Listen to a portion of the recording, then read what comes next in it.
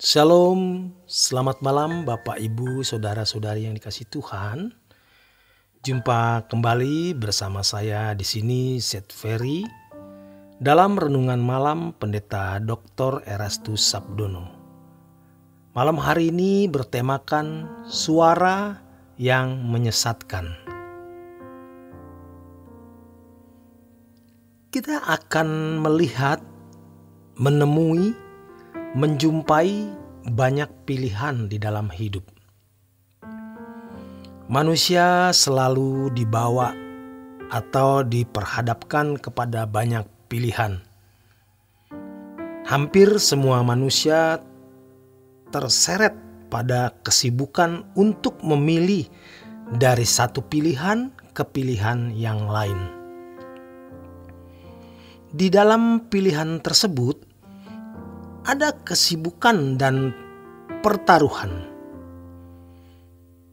Kita mau jalan-jalan keluar kota atau keluar negeri. Tentu harga dan pertaruhannya berbeda.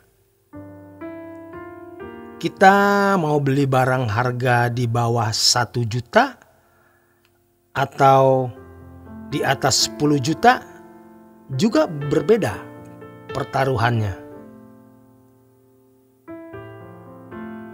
Selalu saja ada pilihan-pilihan itu. Manusia dibuat sibuk dengan pilihan-pilihan setiap hari. Tetapi ada satu yang iblis hindarkan kita masuk di situ.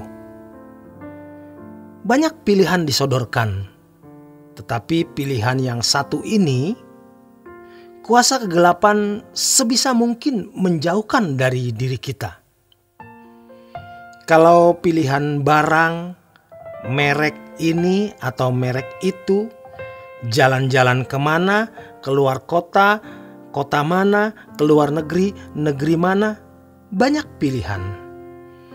Pekerjaan, sekolah, tempat tinggal, makan apa, banyak pilihan. Tetapi yang satu ini dihindarkan oleh kuasa kegelapan. Dan banyak orang tidak memikirkannya karena merasa tidak perlu sungguh-sungguh untuk memikirkannya. Pilihannya adalah apakah kita mau bersama dengan Tuhan atau tidak. Masuk surga atau masuk neraka. Memang tidak ada orang yang mau masuk neraka. Jelas, kalau orang disuruh memilih surga atau neraka, orang pasti memilih surga. Kalau kita disuruh memilih bersama dengan Tuhan atau tidak bersama dengan Tuhan, pasti kita memilih bersama dengan Tuhan. Tetapi iblis membuat kita untuk tidak memilih dulu. Kita dibuat mengambang, bias, seakan-akan itu bukan pilihan. Karena tidak ada orang yang mau masuk neraka. Tidak ada orang yang mau terpisah dari Allah.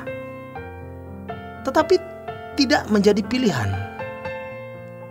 Bayangkan betapa jahat dan berbahayanya. Sehingga perhatian, fokus, pertaruhan kita tidak ditunjukkan untuk hal ini, tetapi ditunjukkan untuk banyak hal. Berapa banyak dari kita yang sudah membawa diri kepada pilihan ini? Tentu kalau seseorang sudah mengambil keputusan memilih salah satu, maka ia harus mulai membayar harganya. Mulai mempertimbangkan dan menggumuli pertaruhannya. Tetapi kalau seseorang tidak memilih, dia tidak perlu menggumuli. Banyak orang sibuk dengan pilihan-pilihan yang tidak menyangkut kekekalan, sehingga tidak mulai mengarahkan diri kepada Tuhan dan kerajaannya. Coba kita renungkan. Hidup kita diseret dalam kesibukan pilihan demi pilihan. yang tidak menyangkut kekekalan. Cerdiknya setan bukan hanya menipu jemaat, tetapi juga menipu aktivis gereja, pelayan, bahkan pendeta.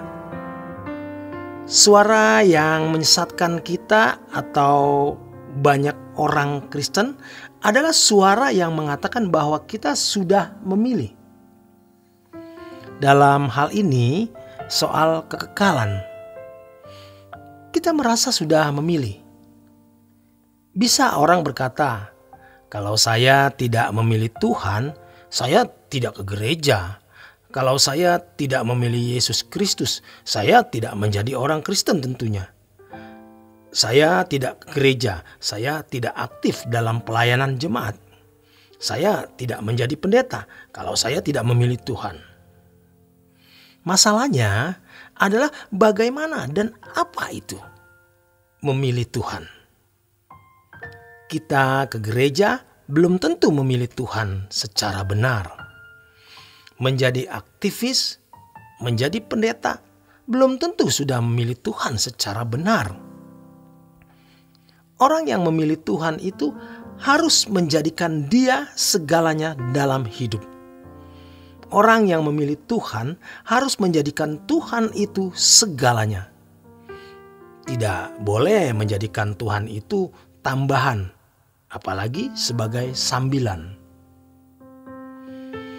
Kalau orang Yahudi memiliki 10 perintah Allah, hidup mereka harus diatur oleh hukum.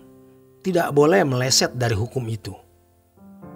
Hukum Taurat yang mereka miliki bisa dikenakan, sementara mereka menginjak bumi dan menapaki hari hidup seperti manusia lain, di mana fokusnya memenuhi kebutuhan jasmani.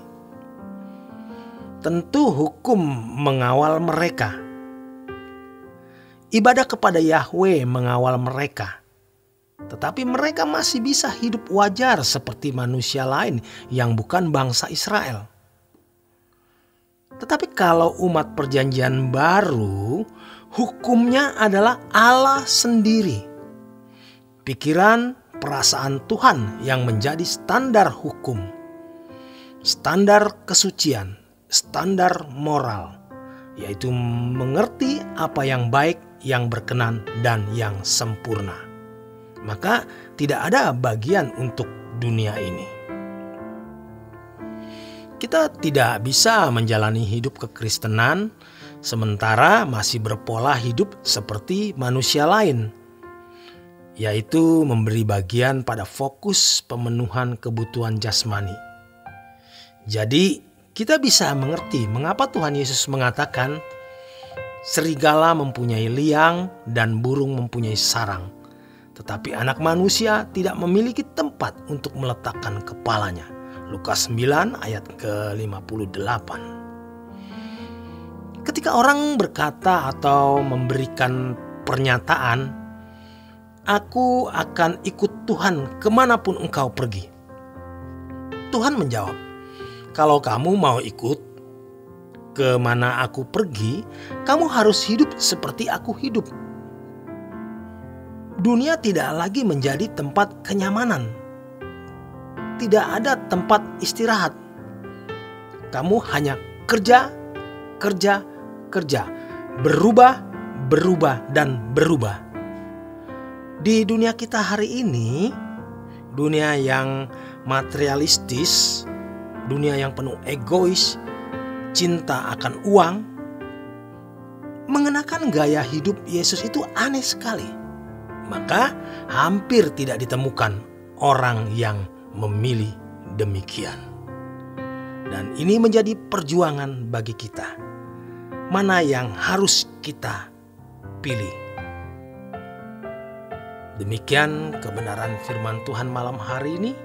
Selamat berjuang, selamat beristirahat. Tuhan memberkati.